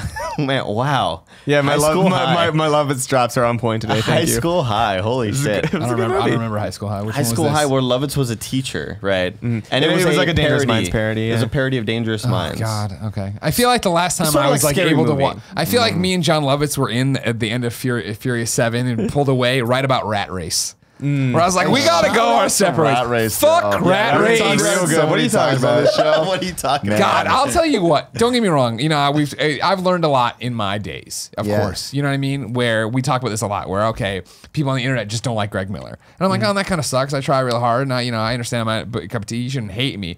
And so I've gotten over that with other people. But let me tell you what. If I'm lying, I'm dying, Tim. Back in the day, I fucking hated Mr. Bean. But why? I fucking hated see Rat Race? Mr. Bean. Yeah, I did. Yeah, I did see it. likable. Mr. Bean ruled, man. Yeah, when he'd come on, because he was on Comedy Central every so often with the fucking Mr. Bean garbage. Yeah, doing his thing. And you'd watch him like this creepy fucking skeleton motherfucker. Get out of here. Because you ever seen like in the horror was a cartoons, Slender Man. the horror cartoons, those like dancing skeletons or whatever. Yeah. That's Mr. Bean when he's dead. Right now he's alive and he's doing the weird goose stepping stuff going down chimneys. And I'm not about that life. I don't done that in a want. while. I don't. Yeah, I no. know. I'll tell you where the turning point for Mr. Bean, of course, Love Actually. Where I was like, well, this picture is just wonderful, and I can put up with your shit here. But I think I matured into not hating him. The scene at the end of Rat Race where they're all crowd surfing to Smash Mouth's All Star didn't do it for you? He's next to Whoopi It's weird Goldberg. how that definitely just came around to being cool again. Yeah. It's No, man. Rat Race will very never end. recently it's cool to Crowd crowd surf to Smash Mouth All Star. Oh, sure. From the Astro. I think movies. Guy Fantastic. Fieri has something to do LP. with it, but I don't know. Yeah. Guy what? Ferrari. Fieri. That's what I said, Ferrari. Other roles, Let's see here. I'm just scrolling through the internet. Yeah, I was gonna say, where's this from? What are you pulling this from? You're just reading an article. No, well, those articles I'd heard about on a radio segment a long time ago, but I knew that I wanted to make this to a much bigger topic because there are a lot more roles. So Will Smith was originally set to be Neo in The Matrix. Yeah, they approached him. I remember hearing about this. But he turned it down for Wild Wild West. Terrible. Yes, he did. Good for him. I'll swing for Wild Wild West. At the very least, we got the song out of it. There's some. I remember him getting. I've seen an interview with him where he got it, and he had like the most honest answer to it. Where he was like, "Yeah, I turned it down because like you're in the real world, but it's not the real world. And the real world's this, and I'm bald, and I don't know." And I was like, "Yeah, of course." That's a weird. That must have been a weird script to read. So could you imagine Will Smith as Neo and the first option for Morpheus, Sean Connery? Oh. Yeah, I can actually. That would be way into that movie. That's a good picture. Yeah, I mean, it's not too. I think we're about the right time to reboot it. Yeah, like gritty reboot. Sure. So around that time, he also turned on the role. Not around that time. They're saying, having apparently not learned anything, Sean Connery also turned on the role of Gandalf in The Lord of the Rings. All right. I mean, he just don't want to work that hard. You know what I mean? I mean, Sean Connery doesn't need to go out. Just want a couple days off, He wants to make Entrapment 2 with Catherine Zeta-Jones. Hell yeah. Remember Entrapment? Kevin, don't cheer on Entrapment 2. No, I'm with Kevin on this one because that was the trick, right? Where it was like, all right, James Bond is back in a movie, whatever. All right, we're all prepubescent, maybe right at puberty. We're 13, and you see they did the whole thing where they like he's training her to go over lasers or whatever, and like the trailer was literally just her ass, and you're like, all right, we got nothing else to do Saturday afternoon, let's go. And then 2.5 hours later, like fucking beat me to death with this chair. I thought you were saying you were gonna beat off in the theater. No, Jesus. Okay. 2.5 hours later. So instead of Steve Carell as Michael Scott is supposed to be. Like, are you in the 30-second review persona? Or it's hard to read. Instead of Steve Carell as Michael Scott, it's supposed to be Paul Giamatti. That would have been much more serious. Yeah. I mean, well, I mean, have you seen Paul Giamatti as Rhino? Yeah, Spider-Man. That was a classic. One of his best roles by far. No, definitely. Mel Gibson was supposed to be Gladiator. All right, whatever. No. What? What's your problem with Gladiator? No, with Mel Gibson. Mel Gibson. I just watched again What Women Want. It's one of those where I caught the end on TNT and then it's rolled over real quick into I think it might have been the end on HBO and then Jen turned on HBO Latina or whatever and it was all like it was in Spanish. Yeah. I watched a bit of that and it was like, man, I don't miss Mel Gibson being in every movie because he was in every movie for a while. That's one of the few movies that I remember, like, because I was like, what, mid-90s, late 90s? Yeah, it's one of those, yeah. That's one of the few movies that I actually remember the trailer for. Sure. Like, I remember him doing his Mel thing. Gibson. Yeah. Every little thing she does is man. I don't know. It was just very, very weird. That was a weird time. You've Got Mail? No, that was Tom Hanks. Tom Hanks and Meg Ryan. Speaking of Tom Hanks. Here we go. Oh, hey. He was going to be Superman. No, John Travolta was supposed to be Forrest Gump. Man, they wanted to put Travolta in every picture for a while. Well, I mean, after he turned it around with Pulp Fiction. Sure. And then he Why wouldn't you? Yeah, he kept going. No, I know this. Tom Hanks was set to play all the clumps in Nutty Professor, right? What? Yeah, just different Tom Hanks playing the different clumps. It was remarkable for the time. It was, they were ahead of their time. Michelle Pfeiffer was supposed to be in Silence of the Lambs. That's Clarice? Yeah. I swear, the way you're delivering it is so much like the 30-second Andy. Jack Nicholson was supposed to be Corleone in Godfather. Really? Michael? The Godfather, I guess. Oh, he's supposed to be Marlon Brando? Yeah. No. And that doesn't time out. That time doesn't work at all. That's not right. I'm on pastemagazine.com. He would have been the Al Pacino character, no? Okay, well, tell the website, all right, Greg? Oh, maybe. Email them. Maybe he was going to do the De Niro role in Godfather 2. Oh, you know what? Okay, hold on. Whoa. Here we go. Hold on. Breaking news. He was supposed to replace Al Pacino. He was. Okay, thank you. I was right. Yeah. Well, no, you said Robert De Niro. No, remember I started actually with Pacino, and then when you're like, no, I was trying to bail you out, try to get you onto the track here. Can you imagine? Here we go. Ferris Bueller's Day Off with Sir Johnny Depp. Is he Sir? No, he's not Sir. He's very American. Not been knighted. Very American, isn't he? Not been knighted. Honestly, I think he could have done it. Yeah. Back then, Like this as is Matthew Broderick's character. Captain Sparrow. Yeah. We're As good. Ferris running through the Yeah, I backyard can and all see that junk. Because Yeah. the thing is, this goes back to Game Over Greggy Show episode 2, Oh my God. where we were trying to decide like who's cooler, Marty McFly or Ferris Bueller, and it's like, well, it was a whole discussion. I still stand by. No, Ferris okay, because Bueller- it was Ferris Bueller because Marty McFly for some reason thought that that Huey Lewis in the News was punk rock. Yeah, and also that he just hangs out with old dudes and he's only cool because he has a time machine. Like, period. Is Fucking the period. Warped Tour punk rock? He's got Is it Warped Tour? skateboard skills. That's a long Does it have- conversation. It does has punk acts in it. Thank you. It's not a punk show. It was at one point. Yes, it is. It is. Jeff Ramsey agrees with me, and he's more punk than all of us put together. I don't think that there should be gatekeeping on punk rock. I think that like more things should be like. I will say that like, man, be punk is whatever you want punk to be, man. Sure. All right. The Michelle Branch is punk. There you go. That's Fuck what yeah. you, that's No, what I you just want to crowd happen. surfed at a Michelle Branch concert once. I Yes, shit you you my not. man. I You my kid you man. not. I was You're my dream dad. Yeah, no, I was at Warped Sun Tour? God Fest. Yeah, no, Sun God Festival at UCSD several years ago. I was in the crowd for Michelle Branch. I was a little drunk, and I said, you know, it'd be funny right now if someone crowd surfed to Michelle Branch. So I looked at the biggest guy I could see, and I was like, bro, I'm going up. And he was like, bro, you're going up. And then I went up. And everybody helped. Yeah. Good. For a certain amount of time. Tim, we're going to see Michelle Branch a week from Friday. Don't Yeah, forget. we are. Double date. I so just saw that on calendar day, and I was like, oh shit, this is a real thing. it's happening. Oh yeah, It's it's pretty really stoked. happening. It's really happening. Can you imagine? Can you imagine Dirk Diggler wiggling that big dong in Boogie Nights, but it's not Mark Wahlberg, it's Leonardo DiCaprio. Yep. Because he I can't admits imagine that his biggest regret in his career is passing on porn star Dirk Diggler in the 1997 film that chronicles the golden age of porn. Boogie Nights. Now, correct me if I I'm don't wrong know. too. Would Leo that have, sounds too young then. would that have that would be snuffed perfect. out? Would that have snuffed out Wahlberg's career? I feel like that gave him a big jump, right? Definitely. I want to give that one to Wahlberg. I feel like he deserved it. He worked hard for it. Yeah. I feel like Leo had Titanic around there. He didn't need any extra help. Can you take yourself, okay? Hey, moviegoers, hot tip here. Transport yourself to when Casino Royale's coming out. And they're okay. bringing back James Bond. This James Bond character we all know and love as Hugh Jackman. Ooh, That would make Nick's freaking dick melt. Yeah. He wouldn't be able to handle that. because he likes Daniel Craig and he likes. Well, he Hugh loves Daniel Jackman. Craig, though. Maybe he wouldn't. No, but he likes James Bond so much that like, there's a lot of worlds melding there. He likes Hemsworth more, though. He doesn't though. This is a classic Nick flip flop. Oh, gotcha. I If see. there's one thing, Nick's never consistent on anything he says. Like Nick would, he had an altar to Hugh Jackman for. Oh God, don't even start. He's not going to answer now. He's. Hey, Mike. I think He just blocks out this time. He doesn't go He anywhere. just blocks he off just the goes. side. I think he went. Did he leave already? Hello? Hey, Nick, it's Greg. How are you? Good, how are you, Greg? Good. You're on the Game Over Greggy show. Andy has a question for you. Yes. Nick, can you imagine transporting yourself? What movie were we talking about? It's Casino Royale. Can you imagine? Take yourself back to when Casino Royale is coming back because it's coming out, right? You love James Bond, right?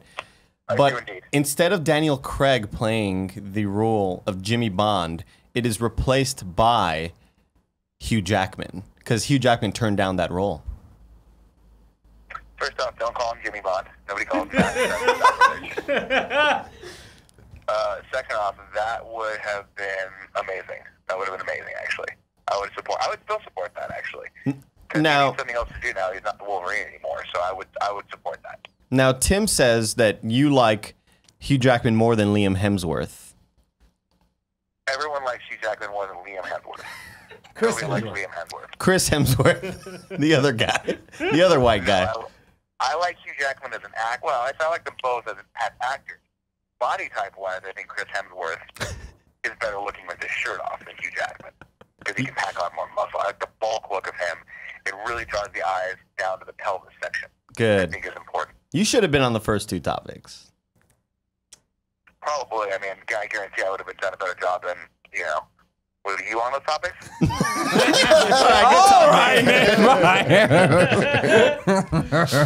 Okay, guys, one last one. Here we Yeah. go. It's like he walked out there and got bopped on the head, and he can't turn off the Andy character. No, the thing, like I feel like there needs to be like glasses as props. Like, hey, movie fans. Inside the Actors Guild, No, studio. That's what I said. Let him go. Yeah. Back in the days of In Living Color, Oh, yeah.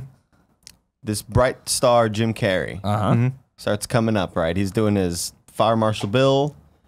He's doing his... Wait, give me his other very famous In Living Color character. what else was he in Living Color? The white guy in every sketch. Okay, yeah. So,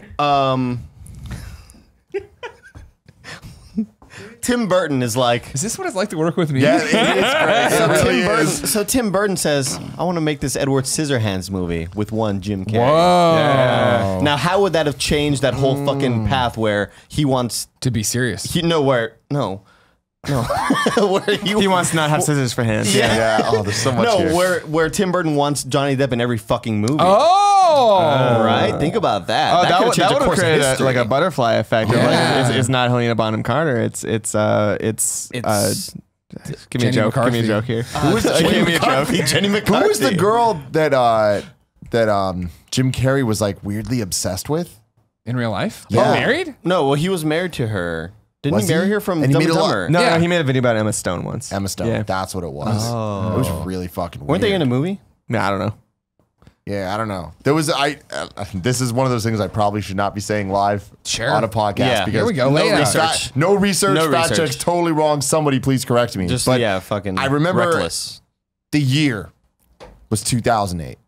I was sitting back in my old house on my computer. It was probably 3 a.m. I was procrastinating doing some college essay or some bullshit. And then I saw a trending thing happening of Jim Carrey gets hella weird to Emma Stone. And I'm like, I gotta click on this. I started watching the video and it made me uncomfortable. I feel like she hasn't been out for that long.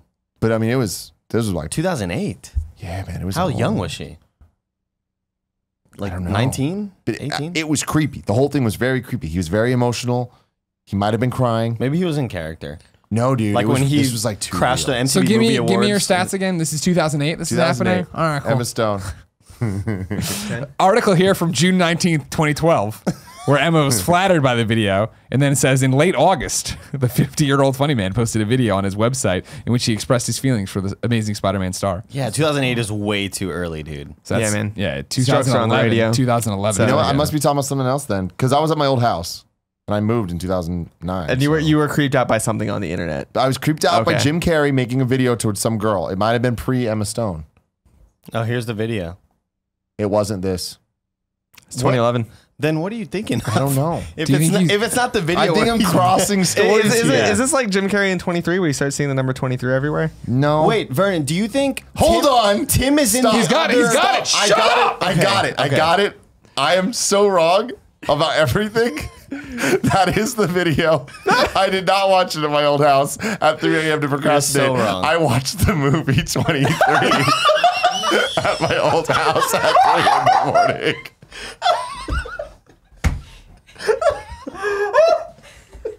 Yeah. Jesus, Yeah. We got there, ladies and Greg, gentlemen. come back. We got there. Greg, it's gonna be all right. We just made a joke.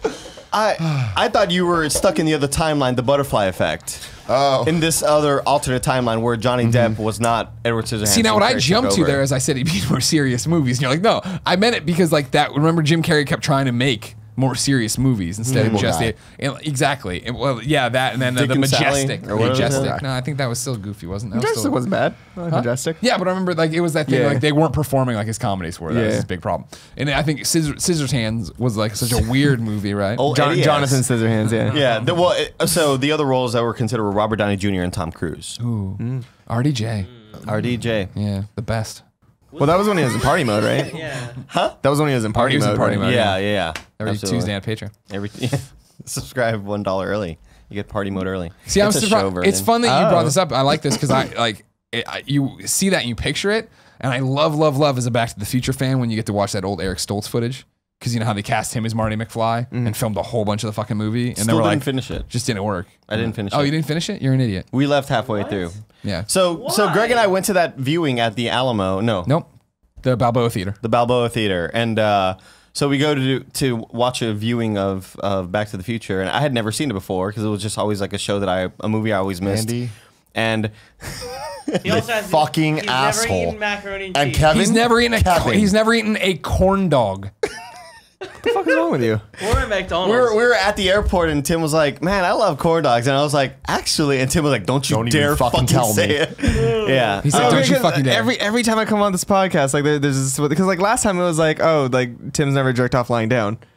that was weird. That I has remember changed. listening to That has that. changed. I remember. I remember listening to that. That there was you go. such a weird like revelation. But corn dogs. Let's talk about that. Never eaten a corn dog. Never eaten mac and cheese. Never eaten a Big Mac or a Whopper.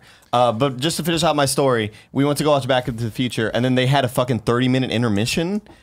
And I was like, To bring you up to leaving. speed on this, it was a San Francisco / Anchor beer event where you were given 3 free beers to go there. So I think it was like, hey, go buy more beer. Piss also. We understand that. Way too long. We all went home. 30 minutes, yeah. I was like, I've seen Back to the Future. I've enjoyed a night out. I don't need to be here. Yeah, also, no. now, Kevin, real quick before we switch to topic 4, I want to tell you the corn dog conversation comes because at the Alameda County Fair, they had corn dogs that were then covered in crushed up hot Cheetos. Excuse me. Crushed hot Oh, Cheetos. Crushed hot shit. Cheetos. Yeah, you can Wait, go to before or after dipping? before. If you So it was the like batter. embedded? it was the Yeah. batter. Yeah. Yeah. It was baked in. That's beautiful. That's good.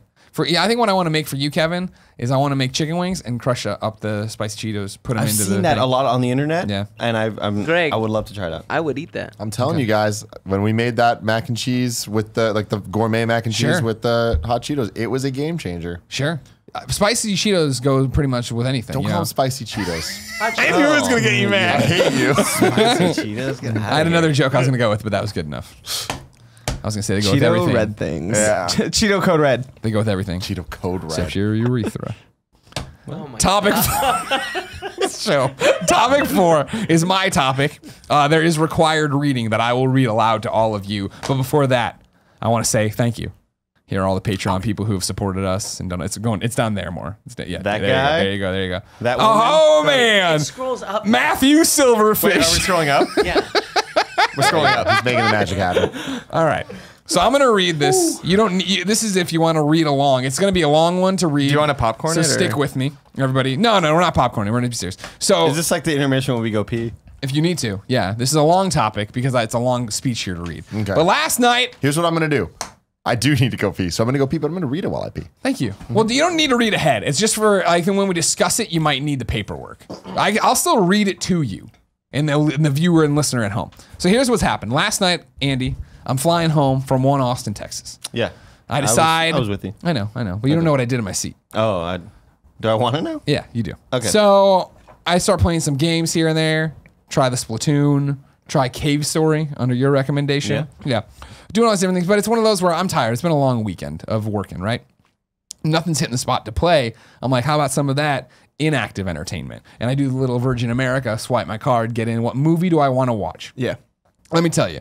Pitiful movie selection this time yeah? around. Nothing I really want to watch. They got that Dog's Purpose movie in there. That I'm like, trailer played nonstop. I don't need to fucking do this. I don't need to cry on this plane, bawl on this plane next to my wife. Actually, next to my wife after she met my ex-wife. A story for another time. But I find 20th century women on this. You remember this trailer? No. Annette Bening. It's her movie. She's about her raising her son, and the trailer makes it seem like she's going to team up with these other 2 girls to raise the kid, right? And it's coming of age. When did this come out? 70s story. I mean, it's a new release on rental, so Oh, within the okay. past year. I'd seen the trailer enough though, because I go to Alamo so much. It's one of those A24 movies. Oh.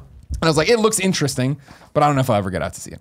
Watch this movie, fall asleep during it, part of it. It's very much like, this is just some shit happening in our lives. And I'm like, all right, I'm fine with that. I like the characters enough to keep going. But at one point, they're doing this in the 70s. She's sitting there, she has all these people over, and they're watching a talk from one President, Jimmy Carter. And it's his speech. And it's the speech that would be known as the crisis of confidence speech. Are you familiar with this? No. Anybody familiar with this? Negative. All right, so it's on July 15th, 1979. It's this long speech, and it's pretty much the president saying to America, fucking get it together. Like, everything's fucked right now, and I need your help. I can't do it all alone, because they're having the energy crisis at this point, right? And people are still being wasteful with electricity, not doing their part, all this different shit. And not to mention, oil prices are going crazy. Yeah. There's the gas, there's all this crazy shit happening. So I've cut out sections from the front and the end here, right? So like I put ellipses in there. But I'm going to read some of this, and we're going to talk about it, okay? Got it. Here's where you strap in, kick up your feet, pour yourself a drink at home. If you're in the car, pour yourself a drink, but just be Pull stealthy over about and- it. Just be stealthy about it. Road sodas. But after listening to the American people, I have been reminded again that all the legislation in the world can't fix what's wrong with America. So I want to speak to you first tonight about a subject even more serious than energy or inflation. I want to talk to you right now about a fundamental threat to American democracy. I do not mean our political and civil liberties. They will endure. And I do not refer to the outward strength of America, a nation that is at peace tonight everywhere in the world with unmatched economic power and military might. The threat is nearly invisible in ordinary ways. It is a crisis of confidence. It is a crisis that strikes at the very heart and soul and spirit of our national will. We can see this crisis in the growing doubt and growing doubt about the meaning of our own lives, and in the loss of a unity of purpose for our nation. The erosion of our confidence in the future is threatening to destroy the social and political fabric of America. The confidence that we have always had as a people is not simply some romantic dream or a proverb in a dusty book that we would read just on the 4th of July. It is an idea which founded our nation and has guided our development as a people. Confidence in the future has supported everything else: public institutions and private enterprises, our own families, and the very Constitution of the United States. Confidence has defined our course and has served as a link between generations. We've always believed in something called progress. We've always had a faith that the days of our children would be better than our own. Our people are losing that faith, not only in government itself, but in the ability as citizens to serve as the ultimate rulers and shapers of our democracy. As a people, we know our past and we are proud of it. Our progress has been part of the living history of America, even the world. We always believed that we were part of a great movement of humanity itself called democracy, involved in the search for freedom, and that belief has always strengthened us in our purpose. But just as we are losing our confidence in the future, we are also beginning to close the door on our past. In a nation that was proud of hard work, strong families, close-knit communities, and our faith in God, too many of us now tend to worship self-indulgence and consumption. Human identity is no longer defined by what one does, but by what one owns.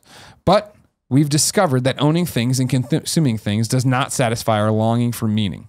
We've learned that piling up material goods cannot fill the emptiness of lives which have no confidence or purpose.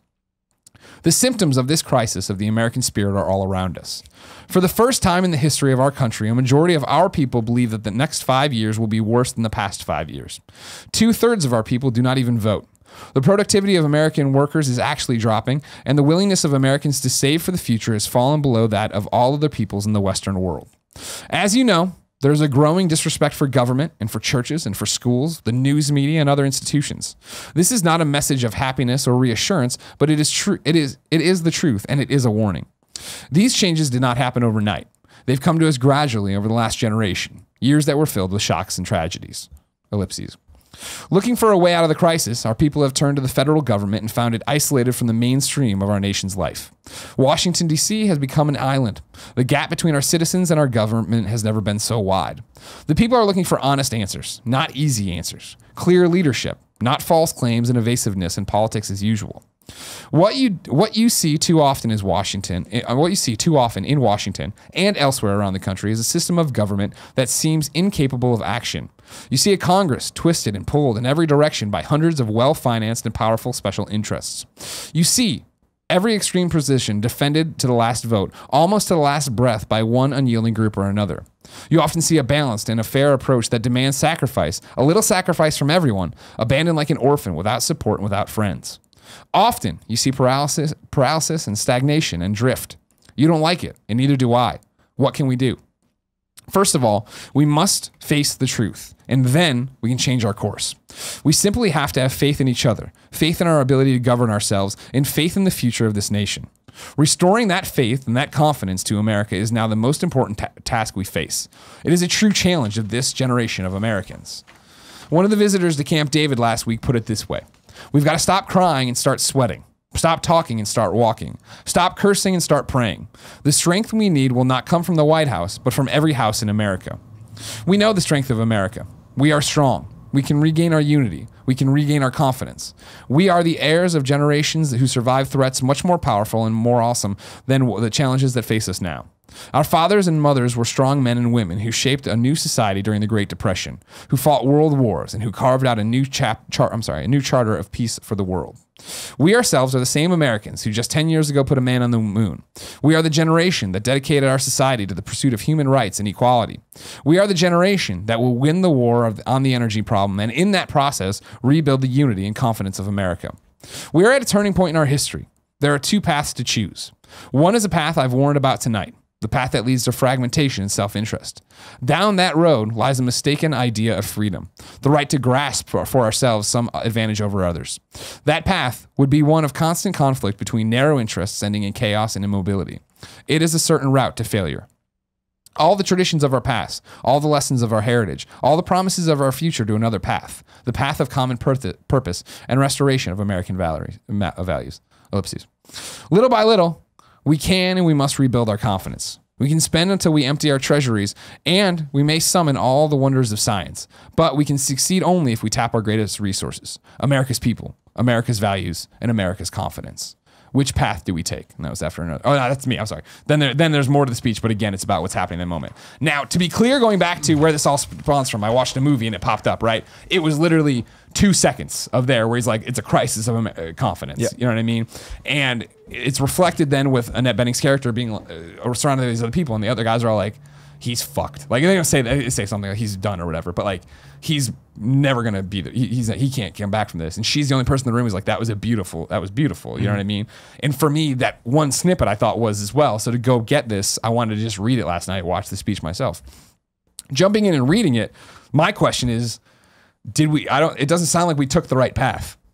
Unless I'm wrong. This is 1979, and it seems like it could apply as much today as it did then in terms of everything that's wrong with us, right? But to go back to the fact of where he's talking about there's these two paths, right? Like we can either continue down this selfish route or we can start worrying about each other again and what America is. I think that, a year later, a little bit more, right, on the 4th of November, as elections usually happen, 1980, he gets fucking routed by Reagan. Like, I've always, and this is the thing, is like, not being born in that era, you go through American history, and I even feel like once you get past, like, Kennedy, American history is very much like, and some shit happened, and at least when I was growing up. So to get into the weeds of looking at this, like I always knew that people didn't like Carter at the time, and blah, blah, blah, and then Reagan comes in. Reagan cleans his clock, 489 electoral votes to 49, like just dominates him, right? So it's even there, it's like, he talks about in this speech that they don't want easy answers, they want honest ones. And I feel like what spoke to me about this was watching this man deliver this speech in a movie and then watching it later is the fact that it's so heartfelt. And he's also so much at the end of his rope in terms of like, I'm the president and I'm fucking trying here. I'm trying to get this shit. If he could curse, that's what it would be. Like, right, or I'm fucking trying to get this shit off the ground. I need you to meet me halfway. Yeah. And I don't think anybody did. And I think it got glossed over. And then Reagan comes in and because he talks about self-indulgence, right? He talks about all this different stuff. He is giving this warning that then becomes the 80s. The 80s are the time of excess. They are the time of, look at this fucking awesome cell phone and then the crazy ass neon and all, you know what I mean? Ferraris. Like, exactly. And it's the, Wall Street and all that jazz where it's like, it really becomes that Republican Party, or at least that version of America, that conservative America, that Ronald Reagan era that is like, so beloved when you look back at it, but I think it puts us on a track to this, like where we are now. I think it even just splits everything in half. That's just how things go. Like even in the speeches, you see every extreme position defended to the last vote, almost to the last breath by one group or another. And I think that him giving the warning, I think that it's not so much that no one listened. I think half the people listened, if anything, and that's a generalization. But yeah, there are people that are out there fighting to make sure that things are being shared. It's kind of when you look at where we're at today. It's like there are people that are like, you have to do it for yourself and it's all about you. And then there are people that are like, no, everything you do should be for the good of everyone. And like, let's help everyone rise up. And I feel like these type of speeches are important to at least make you think, no matter what side you're on, about where you stand and what you should be doing. It's interesting though, because like hearing you read all of this, like a lot of it does sound kind of trite to me, but I guess that's just because of, I grew up in a world post this, I grew up in a world where this speech had already affected whatever people it affected to do the things that they did. Yeah. My question would be though, did it? It just sounds like it must have. This speech just could have been read like you mentioned, like a year ago. And that's the thing that's like alarming to me is the fact that I'm always the guy, right, who for the longest time in this show when politics come up and we talk about it, I feel like I'm like, well, we've lost the ability to talk to each other. You know what I mean? I feel like there was a time of bipartisanship, and there was a time where it wasn't all just get me fucking elected, get me elected, and then stagnation of this. And here we are in 1979, and it's saying, I think, the same problems we see right now with legislation. But see, I would argue even the other way, where it's like, I feel like this speech could also have been made 30 years earlier. Right. So, I mean, has politics always been fucked? Yeah. I mean, I think that's kind of the point, right? Like, I think that it's like them being fucked's not the point, but them being fucked is a reality. Like, I think that it's a competition, and the competition has so many different rules and so many different games, and it evolves over time that it always is going to be a battle of ideologies. And there's no way that everyone's ever going to agree on anything, whether it's what's the best ice cream flavor or something that actually really matters. It's like Batman versus Superman, a good movie. Well, yeah, we already there's no agreed way. on, we know. But like that, there's still going to be people that will fight and say it's a good movie. You know? Well, because they're right. I mean, that's They're all wearing T-shirts. Yeah. That say it. Duh, they all Yeah, bought yeah. shirts. They kind But of. I just think that that's why politics exists, is because there needs to be a system in place for different ideologies to disagree and for one of them to be the winner at the end of the day. And I think that the reason we have the systems in place of how long presidents are allowed and how long the Houses and Senate are allowed to be in it is because they're trying to make sure that it's like we are constantly reevaluating, giving a chance for these discussions and debates to happen and then move forward from there. But yeah, that does allow, or it does force a lot of not progression, because only some of the things are being done, and you need all the things to be done on the left to get the left plan in place, or all the things on the right to get the right. But where we're at, it's like, well, they won this, they won that. So we're just getting this weird thing where this is always going to be true. Stuck in the middle all the time. But I hate that, Andy. I don't like that. You know what I mean? Like, I wanted to look back and have things be better than they were. And I put one of the ellipses in there where he's like, we faced so much in the last decade, and he goes into like, the assassination of Kennedy and Dr. King. And I really feel like that's where the idealized American democracy died, if that makes sense. Where I think from there on out, it was like Kennedy was like, people thought he was going to be the golden boy and fix every stuff, and we're going to get him on the moon. And granted, the Cuban Missile Crisis is in there and stuff to that effect. But I feel like as soon as then you bring in Lyndon Johnson, I feel like he's like the old, like rustic, cranky white guy from Texas, right? And that kind of like sets you on this path of like, well, this is what politics is. And then you get, I guess the weirdest thing about this is, watching this video and reading this speech, I want to hug Jimmy Carter so bad. Yeah. And I've never given I've never known anything about Jimmy Carter beforehand, really, other than he was a one-term president and people didn't really like him.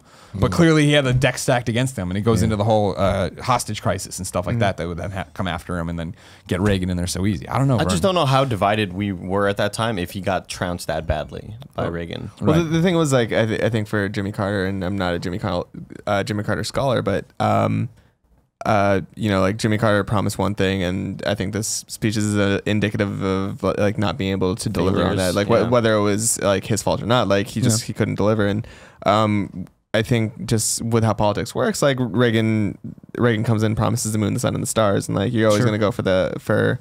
Like I think the people went for what was promised rather than what wasn't, what they felt wasn't currently working. And then like you had your own problems for the Reagan era, and it was just sort of this like cycle of politics of like being promised something that can't be delivered. Yeah, I think you need to be VP for The Rock in 2020. I do. Have you seen that campaign? Yeah, I saw that they filed something with the Federal Trade Commission or whoever it is. The campaign. The Brahma Bull. Them talking about there's the first generation where it's like you don't think that your kids are going to have a better life than you. I think that might be the one thing that's. I mean, again, it is 50-50, but it's like I do believe that no matter how shitty we are now, like things are gonna work out. And it will be better for my kids than it is for me. You think so? I do. I hope so, but I don't know. I mean, I don't. I also, like you're saying, I'm not a scholar. I don't watch this. But it also is the weird thing of like the whole thing with the Trump presidency right now. And granted, it's hyperbole everywhere on everything. It's so hard to get again the facts and how much they're like. But like so the stories you hear, what's happening and the Russian stuff, and Ivanka sitting at or Ivana. Ivana, it is Ivanka. Mm-hmm. He married Ivana, then had Ivanka. Right? No, other way around. Ivana his Trump. daughter is Ivanka. Okay. Yeah. But he had married Ivana.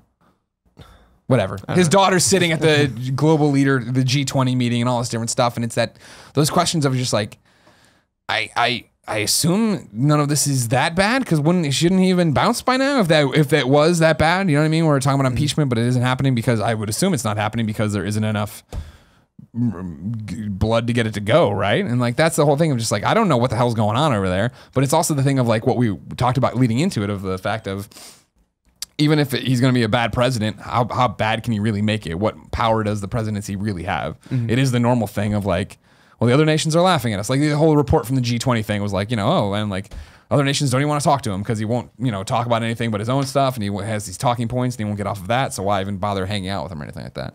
I don't know. It's just, I wanted to look back and this speech to me, I'm like, okay, let's go see it and watch it and read it. It's like, man, I feel for Jimmy Carter being out there like, hey, something's fucked up, and then it is Reagan coming in and being like, are you better now than you were 4 years ago? Yeah. And then of course being in some respects like I think Trump, where he's like he's a celebrity. He comes in, and granted, he's been governor of California already, but I mean to come in and be a celebrity and be like you're saying, promise everything that he's going to fix it, and then the economy does bounce back. He does end this hostage thing. He does a bunch of stuff, but yeah, the speech was sampled in a Lil Wayne song. Which one? President Carter. Oh yeah. Was Lil it positive? Wayne's last name was is it Carter? Oh, was it? So it wasn't about Jimmy Carter? No, but it just in the chorus it was like President Carter, President Carter, just his name over. Sure, and over. sure, Sampled sure. from Can we overdub that song? I did a pretty good job. It might Yeah, just okay, good. automatically connect. You think we can get Jimmy Carter on this show to hug him? Because when he flies domestic, and when he does, he shakes every hand of He the person shakes on the plane. everybody's hand. That's right. Yeah. I've seen a lot of photos and videos of that on the internet. Yeah, he seems like a nice guy. Seems like he got a raw deal here.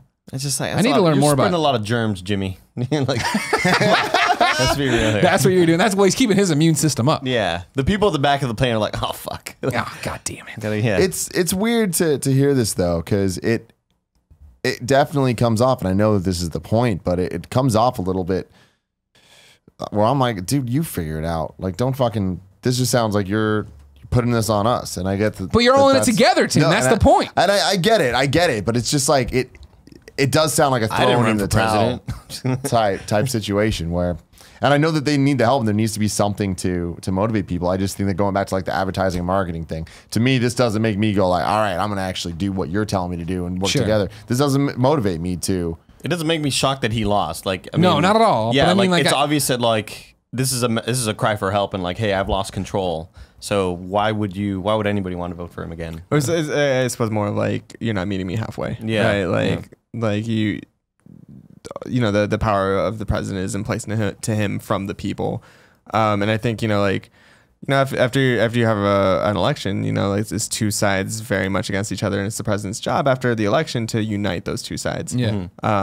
So like when Jimmy Carter's in a situation like that, I feel like, yeah, man, like that's a tough way. That's a tough position to be in to try to unite two sides. Definitely. And I just think that there is and this is a shitty thing to say, but there's a difference between blaming someone and guilting them into doing something. And I feel like this is blaming instead of guilting them. I guess one of the things I like so much about this speech is that I feel like it's so honest in the way that, and don't get me wrong, it's not the right move necessarily. It's not the power move. Chances are, before you even think about saying this, the writing's on the wall that you're going to get your clock clean. You know what I mean? That you're not coming back and do this. Because he almost lost to Ted Kennedy in terms of the primary coming back. I understand that. So I don't know. I appreciate the honesty above all else of just like, you're all saying this, but I really need your help to do any of the things you're saying. You know what I mean? I respect that. I respect Jimmy Carter a lot At more. any point, when in his life did he say, like, I'm going to keep hoping that people call me Jimmy? Didn't he ever want to be called Jim? Like, because Jimmy's like a kid thing. Hey, got him elected. Yeah, that's like a kid also thing, cool. Jiminy Jimmy Cricket. Carter has a balance to it, man. I will say. Jiminy Cricket is not Jimmy. I hate you. Jiminy Cricket is a very different name. Ain't that right, Timmy Gettys? I went by Timmy for a long time. See, like Jimmy Neutron, he's probably Jim Neutron by now. That's what I'm saying. Jimbo. No way, you don't solid. give up that brand recognition. You know what I mean? Yeah, dude, that's got SEO on it. It's got the SEO stank. Yo, Andy, it's about page ranking. You know this. Like, I battle it out day by day with Vernon Lordenshaw, the former now deceased president of the Dominican Republic. Really? Yeah, he's got me beat. He's got me. But for how long? You know what I mean? Yeah, He's not we're making new working our way up. content. Yeah. Well, just say Vernie. Yeah. Vernie. Yeah, Vernie Shaw. Remember Yeah. Vern? No, From man. that- Okay, the thing is, like, it's been my life goal. I used to hate the name Vernon.